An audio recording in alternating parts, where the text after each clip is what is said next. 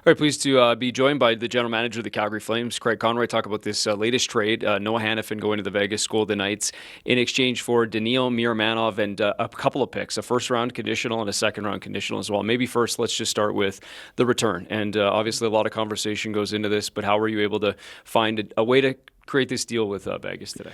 The one thing I think we were looking for, we wanted a first round pick in this deal. And so to be able to get a first round pick, a third that could turn into a second if they win the first round of the playoffs, and then to be able to get Miromanov to come back and add depth to what we already have, that was a big part of it too. So, we were looking for three pieces, and we were able to get three pieces. So, it's always it's never easy. These deals are hard, but we're very happy with their turn, and now we're looking forward to move forward. Well, and we should mention that it's a first rounder no matter what. It's just a matter of what year it is. And maybe if you could just kind of explain a little bit of the intricacies of the conditions and just what that might look like. Yeah, I mean, right now they, with the trade deadline for a couple of days, if they still have that pick on the 10th after the trade deadline, then we'll get the 25 pick.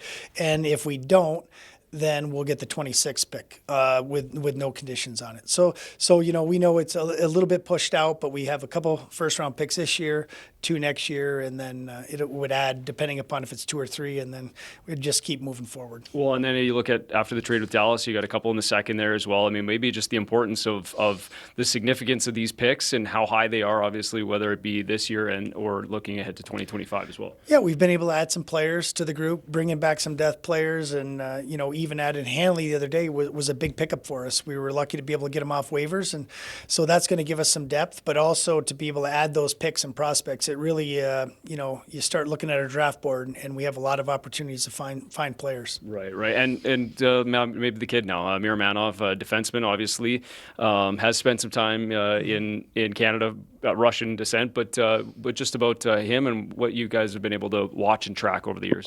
He's had some injuries this year, so this year he hasn't played as many games, so he's still getting up to speed.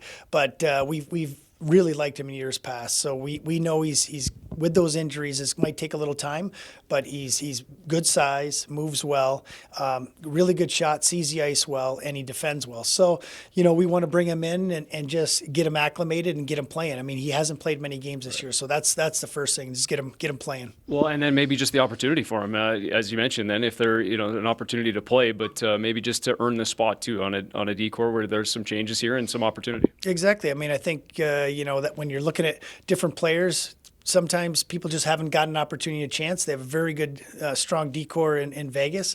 And I think with Pahal coming in, you saw how well he's done. Right. And I think, with Miromanov, he's a guy that knows the system too. So it should come in, and that should be seamless for him too. So I'm looking forward to seeing get him in the lineup as soon as possible and see how he does. Well, and you talked so much, last time just about how, the scouts and the work and the body work that they've done. Maybe just about what, the history is and how you kind of started to track his progress as he was making that return from injury as well.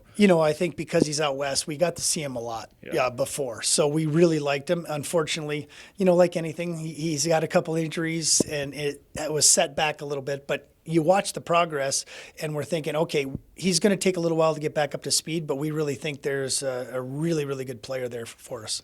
And then just now, as we kind of look ahead, Friday is trade deadline. I know you've been busy and working the phones, constantly here, but just about the direction now and how you guys see kind of the next 48 hours or so playing out. We're just going to continue on the same path. We're gonna try to do whatever's best to make the team better moving forward, and that's kind of the goal. It's been the goal from kind of the beginning of the year all the way till right now, and we're going to continue that for the next couple of days. And not to be forgotten is the fact that a big 3-game road trip, obviously starting against Tampa Bay. What about the group and just sort of the mentality that has to continue for you to continue to push and get back into that playoff picture? That's the one thing this group is showing through all the different things that have happened this year. Losing players, they've responded every time. And I feel like that's going to be the exact same thing moving forward. And they know how big these games are, and they're going to be pushing forward and trying to get into that playoff. Well, best of luck leading up to the deadline, and all the best moving forward. Thanks for having me.